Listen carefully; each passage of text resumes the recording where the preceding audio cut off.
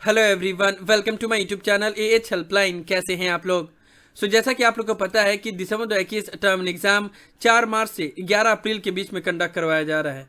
दिसंबर 2021 का एग्जाम जो 4 मार्च से 11 अप्रैल के बीच में कंडक्ट करवाया जा रहा है, ये बहुत सारे स्टूडेंट के लिए फर्स्ट टाइम होगा कि वो इग्नू में एग्जाम देने जा रहे हैं। जैसे कि जुलाई 2019 बैच के जितने भी स्टूडेंट हैं जिनको फर्स्ट ईयर में प्रमोशन दिया गया था, उनका पहली बार इग्नू में एग्जाम कंडक्ट करवाया जा रहा है। साथ ही साथ जनवरी 2020 सेशन में जिन्होंने भी एडमिशन लिया था, उनका भी फर्स्ट ईयर का एग्जाम पहली बार कंडक्ट करवाया जा रहा है। इसके अलावा और भी बहुत सारे स्टूडेंट हैं जो पहली बार इग्नू में एग्जाम देने जा रहे हैं।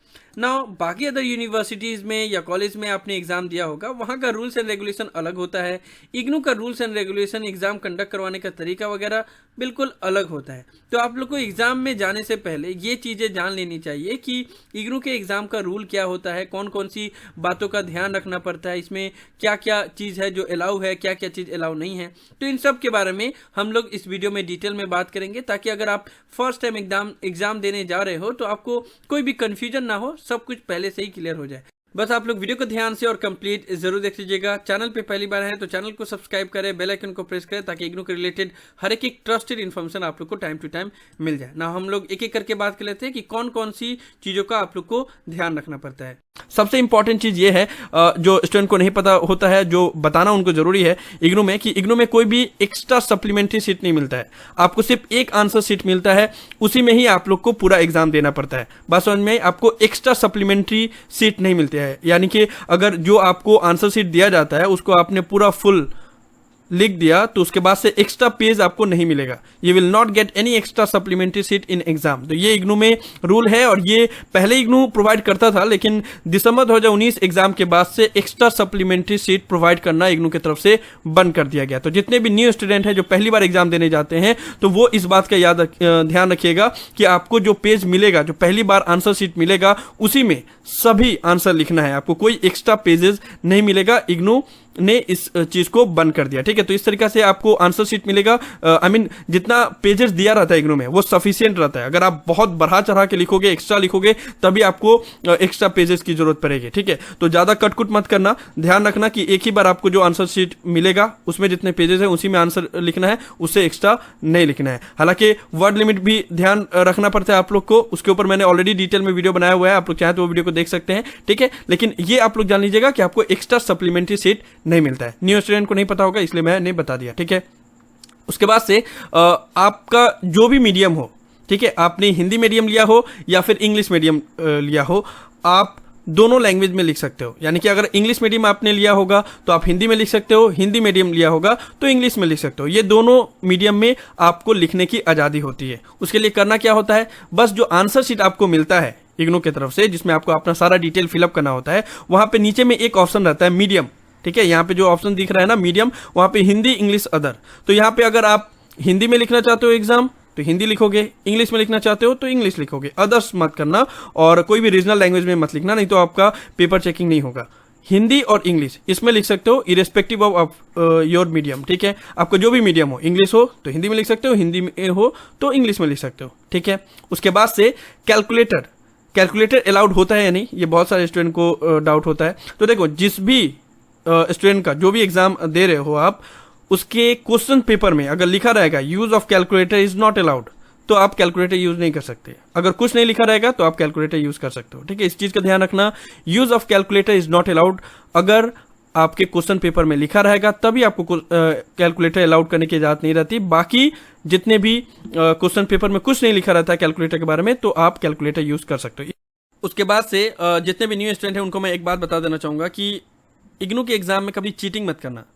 मुझे पता है ये सुन के बहुत सारे स्टूडेंट हंसेंगे कि अरे यहाँ तो खुलेआम चीटिंग होता है और ये बोल रहे हैं कि चीटिंग मत करना। मुझे पता है, आपसे ज़्यादा मुझे पता है कि हाँ, इग्नू में बहुत खुलेआम चीटिंग होता है, लेकिन ये बता देना मेरा फ़र्ज़ है कि इग्नू में अगर आप चीटिंग करते हुए पकड़े जाते हो तो आपके ऊपर अनफेयर मीन केस लगता है, यूएफएम जिसको बोला जाता है, ठीक है।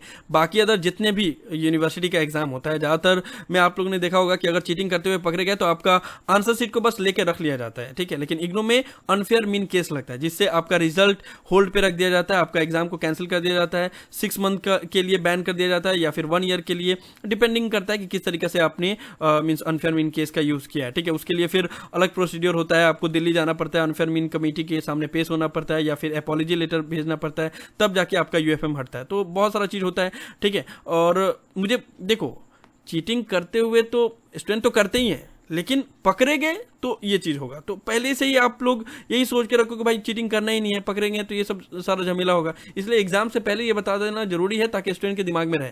और एक और इंपॉर्टेंट बात कि अगर आप एग्जाम में मीन्स इग्नू के एग्जाम में अगर आप अपेयर हो रहे हो तो ये काम मत करना कि अपने फ्रेंड से कॉपी मत करना और अपने फ्रेंड को कॉपी करने भी मत देना, क्योंकि ये सबसे ज़्यादा वजह होता है जिसकी वजह से इग्नू में यूएफएम लगता है, ठीक है। अगर आप किसी से कॉपी करते हो या किसी को अपने आंसर शीट से कॉपी करने देते हो और दोनों का आंसर शीट अगर सेम हो जाता है चेकिंग करने के दौरान, तब फिर उसके ऊपर यूएफएम लगता है। इससे पहले मैंने ऑलरेडी आप लोग को बताया हुआ है, फिर से मैं बता दे रहा हूँ, ठीक है। तो इस चीज़ को आप लोग ध्यान रखना, ओके। उसके बाद से पासिंग मार्क्स आपको याद रखना चाहिए एग्जाम देने से पहले कि कितना पासिंग मार्क्स होता है इग्नू में, ठीक है। तो बैचलर डिग्री के जितने भी स्टूडेंट हैं उनको 18 लाना होता है 50 मार्क्स के पेपर में, और 100 में 35 मार्क्स लाना होता है, ठीक है। एक्सेप्ट बीसीए के स्टूडेंट का 100 में 40 लाना पड़ता है और 50 में 20 लाना पड़ता है। बाकी जितने भी बैचलर डिग्री के स्टूडेंट हैं उन सबको 50 में 18 लाना होता है और 100 में 35 लाना होता है, ठीक है। मैक्सिमम जितने भी बैचलर डिग्री है उसमें यही होता है। और मास्टर डिग्री के जितने भी स्टूडेंट हैं उनका 50 में 20 मार्क्स लाना होता है पास होने के लिए और 100 में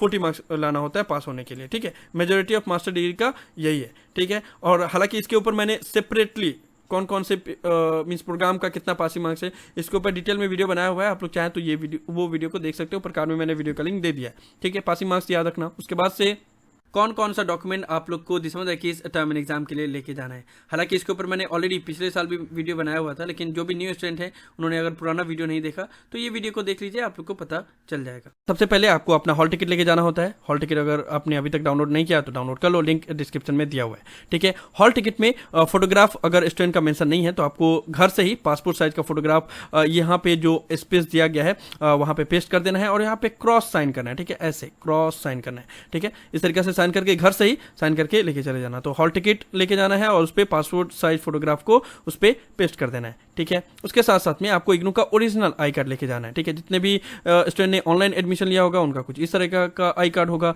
जितने भी स्टूडेंट ने ऑफलाइन एडमिशन लिया होगा उनका कुछ इस तरह का आई कार्ड होगा, ठीक है। तो जो भी आपके पास आई कार्ड है वो आप लेके जाना हॉल टिकट के साथ साथ में, ठीक है। ओल्ड स्टूडेंट वाले ये देख लेंगे कि उनका यहाँ पे अटेस्टेड किया हुआ है या नहीं, क्योंकि यहाँ पे अगर अटेस्टेड नहीं किया हुआ होता है तो फिर उसको इनवैलिड माना जाता है, ठीक है। तो जितने भी स्टूडेंट के पास पुराना आई कार्ड है वो ये चीज़ जरूर देख लेंगे, ठीक है। हॉल टिकट हो गया, इग्नू का ओरिजिनल आई कार्ड हो गया, और उसके साथ साथ में आप गवर्नमेंट का आईडी प्रूफ भी लेके जरूर जाना। हालांकि बहुत सारे स्टूडेंट जिनके पास आई कार्ड नहीं है या किसी भी कारणवश वो आई कार्ड डाउनलोड नहीं कर पा रहे हैं या गुम हो गया है, तो इस बार इग्नू ने ये अलाउ किया हुआ है और ये हॉल टिकट में ही मेंशन किया हुआ है कि अगर आपके पास इग्नू का आई कार्ड नहीं है तो आप कोई भी गवर्नमेंट आईडी प्रूफ भी लेके जा सकते हैं, तब भी आपको एग्जामिनेशन हॉल में एंट्री दी जाएगी।